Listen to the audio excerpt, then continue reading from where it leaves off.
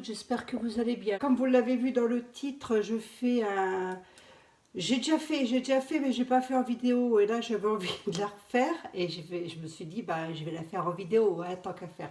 Un truc qui ne se consomme pas, qu'on ne peut pas ingérer, bien évidemment, hein, vous vous en douterez. Donc, on va éviter de le laisser au frigo de manière à ce que les enfants ne le mangent pas. C'est une gelée au lait chocolaté pour la douche. Mais c'est comme ça que je l'ai appelé. Hein. On sait rien. Des fois, je bug un peu pour trouver des noms à mes préparations. Bon, 200 grammes d'eau qui sont ici. Voilà. Hein. C'est déjà là. Et j'ai déjà commencé à la faire frémir. Dedans, je vais dissoudre 3,5 grammes de gomme. Moi, j'ai pris... l'amigel de chez Les Utiles de Zinette, voilà, parce qu'il m'en restait un peu qu'il faut que je termine. Mais si vous avez la carragénane par exemple, ou la gomme guar, ça peut aussi faire l'affaire. J'ai donc mis 3,5 grammes qui sont ici. Ça c'est mon pot. Oui, je vais le mettre dans un pot comme ça, c'est rigolo, c'est sympa. J'ai désinfecté déjà. J'ai préparé tout mon matos. Ah là là là là, mes pâtes et lunettes à côté du matériel désinfecté. On va mettre 40 grammes de base consistance. C'est ce qui va lui apporter ce pouvoir moussant à cette chose-là. Hein, parce qu'il faut se laver avec. Quand même, je voudrais pas dire. C'est un tensioactif qui est quand même assez doux. Là où ça va être un petit peu moins doux, parce que c'est quand même un sulfactant, c'est 20 grammes de SLSA. J'ai prévu l'huile végétale de coco 60 grammes, voilà. 25 grammes de cire émulsifiante numéro 3. 11 grammes de glycérine végétale, je termine toujours celle de chez Bilby & Co. 4 grammes d'urée pour lui apporter ce petit côté hydratant hein, à la peau. Quand même, c'est toujours bien. Si vous avez un autre hydratant que l'urée, vous pouvez le mettre aussi. Le parfum, vous en mettrez ou vous en mettrez pas. Moi, j'ai prévu, comme c'est une crème, une gelée au lait chocolaté, j'ai prévu d'y mettre 20 grammes de poudre de coco. Oui, tiens, je vous en ai même pas parlé. Le parfum chocolat au lait de chez La Folie des Senteurs, voilà. Voilà, voilà. Et le Cosgar, on en mettra quand même 65 gouttes. Hein. On aura un pH entre 6,5 et 7,5. Si vous comptez vous laver les cheveux avec, baissez le pH à 5,5. Il est tout à fait possible de vous laver les cheveux avec ce truc. Voilà. Bon, bah c'est parti mon kiki.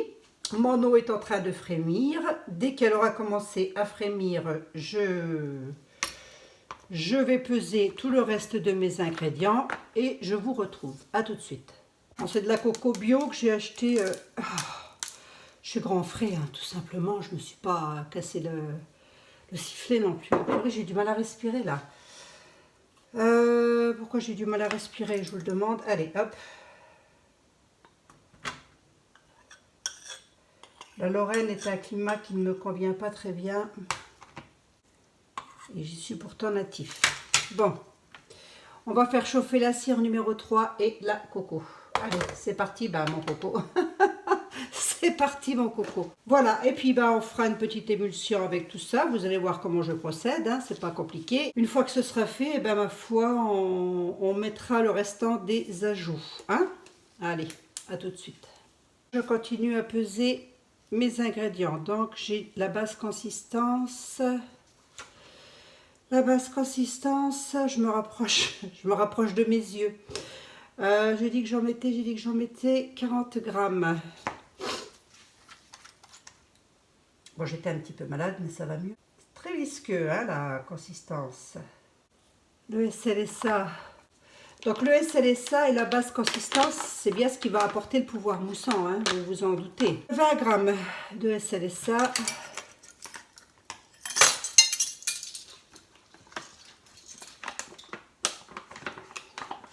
Il faudrait bien que je reconditionne ce truc-là aussi, parce que ça m'agace. Ça m'agace. Hop là, tiens donc. Donc le SLSA qui est un tensioactif doux et moussant, mais bon, malgré tout, il contient des sulfactants. Hein, donc éventuellement, si vous faites des allergies aux sulfactants, vous évitez le SLSA, vous mettez à la place un autre tensioactif beaucoup plus doux. Voilà, allez, ça c'est prêt. Ça c'est ma stérilisation, je vais la mettre là.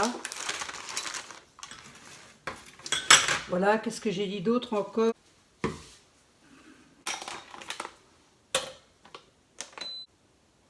Bon, je pèse tout sur la balance. C'est vrai que je vous donne jamais les choses. Ah, je l'ai mis trop. C'est pas grave. Je suis à 13,5. C'est pas grave. C'est aussi ce qui va bien hydrater la peau, la glycérine végétale. En même temps que l'urée. Dans la glycérine végétale, je vais tout de suite ajouter mon oxyde marron. Ben, c'est une crème cacaotée. Vous n'êtes pas obligé, bien évidemment. Si vous ne l'avez pas, ça n'empêchera pas. Croyez-moi. C'est juste pour le fun, hein, ça. Hop. Je vais dissoudre là-dedans, comme ça. Je suis à peu près sûre.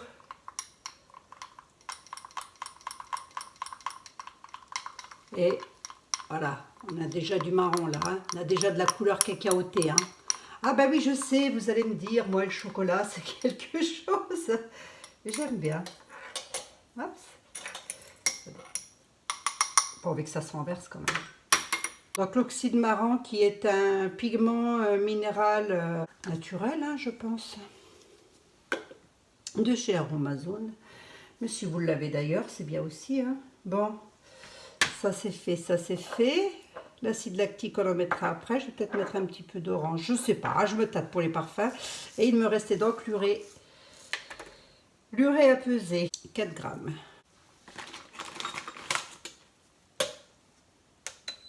C'est la vaisselle après. Mais ça fait rien, je préfère procéder comme ça. Ah, pile poil. Ah, un tout petit peu au-dessus. C'est pas bien gênant non plus. Allez, je vais peut-être rajouter les parfums dans la glycérine, moi. Comme ça, ça sera fait. Et pareil pour l'acide lactique. Et hop, un petit coup de chocolat blanc.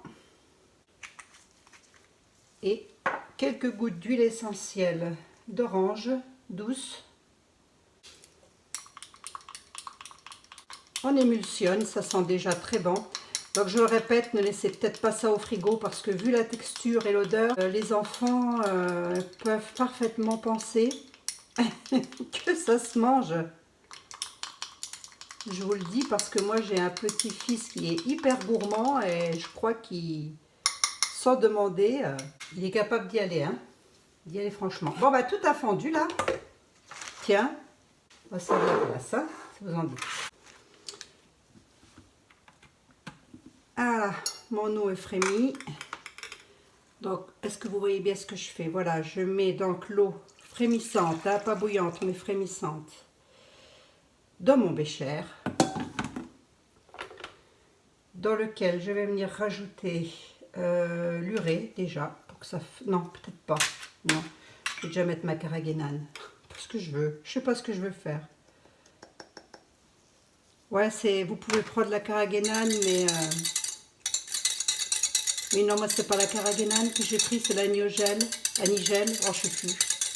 Bon, c'est un gélifiant, en tous les cas. Qui se dissout très bien, celui-ci.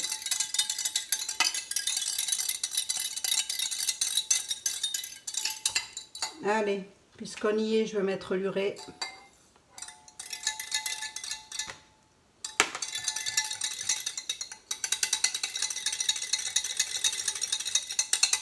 Bah oui, vous allez voir passer comme ça quelques recettes parce que j'ai un petit peu plus rien, moi. Hein, du coup.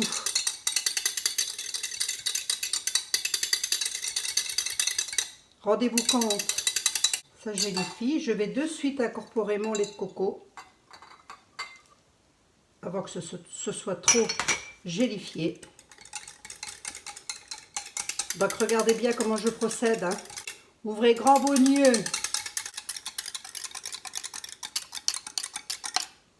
Ah, le gel commence déjà à faire son effet. Le SLSA. Ben, on continue. Hein. Et là par contre on y va mollo, hein, parce que sinon ça va mousser. La basse consistance.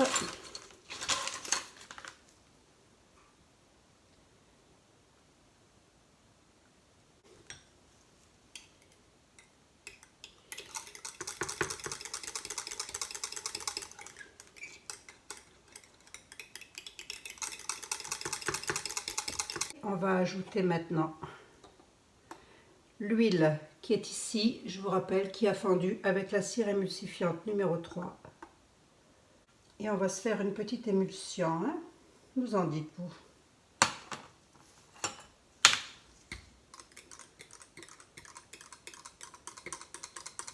Alors les colorants, les parfums, c'est facultatif. Vous n'êtes pas obligé d'en mettre, mais je trouve que c'est toujours plus sympathique quand même. Déjà comme ça sent la coco, hein. Allez, je vais mettre quand même l'acide lactique à hauteur de 70 gouttes.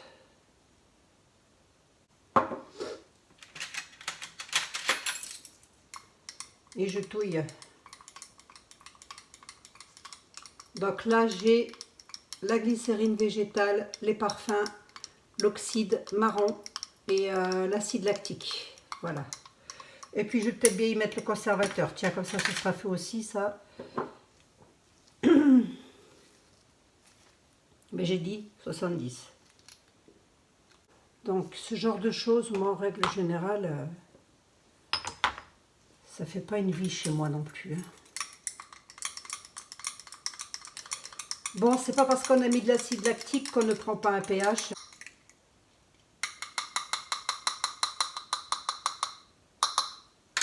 Allez, maintenant qu'on en a bien mis partout, on va incorporer tout ça. Les parfums, n'essayez de ne pas dépasser trop les 3%. Puis là, j'ai l'impression de faire un gâteau au chocolat, là. Un marbré. Si vous voyez bien. C'est encore chaud, hein. Avec la cire numéro 3, ça va. Et le gélifiant, ça va faire un quelque chose de pas mal, ça. Très bien, allez chercher quand même tous les ingrédients pour muer correctement.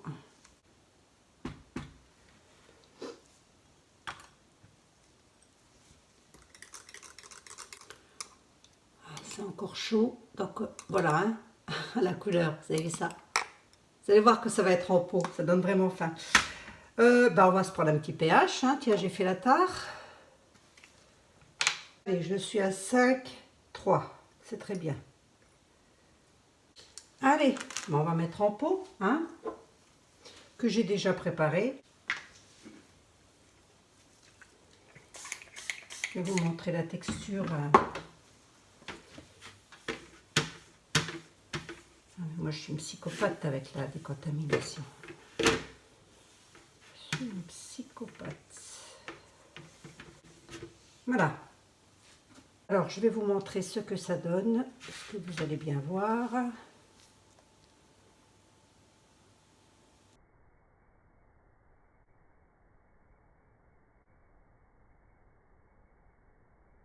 Donc, on va laisser refroidir. Bon.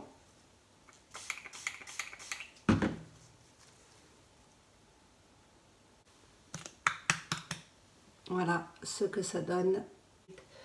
Je laisse refroidir et puis je sais pas, je sais pas si je vais pas venir vous montrer peut-être tout à l'heure quand même, puisque ça a donné une fois que ça aura refroidi. Hein?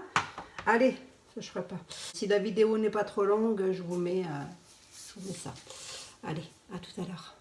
J'aurais dû même presque pu appeler ce truc panna cotta parce que ça a vraiment la texture de la panna cotta.